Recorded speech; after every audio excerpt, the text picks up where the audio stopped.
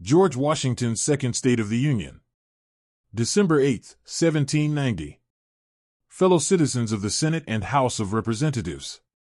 In meeting you again, I feel much satisfaction in being able to repeat my congratulations on the favorable prospects which continue to distinguish our public affairs. The discord which lately prevailed between some of the northern and southern tribes of Indians appears to have subsided, and there is reason to hope that those animosities may be finally extinguished by the justice and moderation of the measures adopted on our part. The important interests which have been committed to our charge will be best promoted by a system of wise and vigorous measures that shall embrace every proper object of national concern. Among these, the protection of the frontier from the depredations of hostile tribes is a subject of particular importance. A prompt and decisive execution of the laws appears to be necessary, as well for the security of the frontier as for the preservation of the public faith. A free people ought not only to be armed, but disciplined, to which end a uniform and well-digested plan is requisite.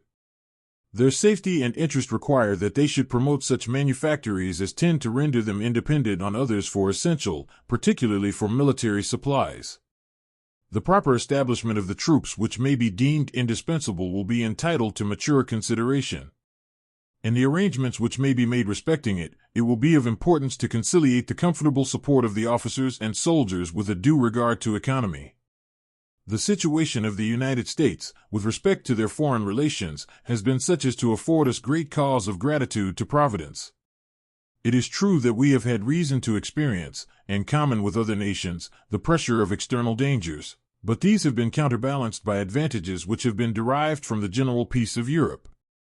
The establishment of our national character and the advancement of our prosperity have been materially promoted by the friendly disposition manifested towards us by foreign powers. The interests of agriculture, commerce, and manufactures demand the continued attention of Congress. The promotion of agriculture is a primary object of public concern. In proportion as nations advance in population and other circumstances, the culture of the soil becomes more and more important. It is necessary that the means of protecting and encouraging domestic manufactures should be considered. The object of these measures is to render the United States independent on foreign nations for articles of prime necessity, especially for military supplies. The encouragement of commerce and the improvement of the means of communication between the different parts of our country will be among the most important objects of your deliberations. The establishment of a uniform system of weights and measures is submitted to your consideration. Gentlemen, you will, no doubt, remember that I have, in former communications, expressed my earnest desire that suitable measures might be taken for the education of the youth of this country.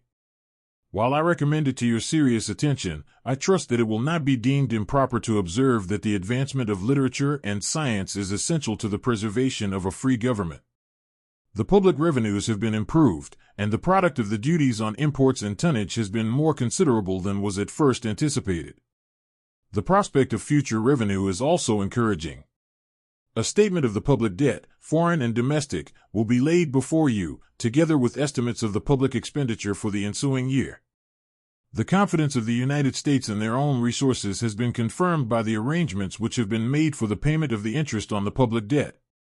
I cannot forbear expressing my concern that it should have been found necessary to refer to your deliberations subjects which involve the peace of the frontier and the safety of our fellow citizens. But while I feel a regret that these subjects are of such importance, I feel a confidence that your wisdom will provide such remedies as the public good may require. In all the measures which may be adopted, let it be remembered that the preservation of the sacred fire of liberty and the destiny of the Republican model of government are justly considered as deeply, perhaps as finally, staked on the experiment entrusted to the hands of the American people.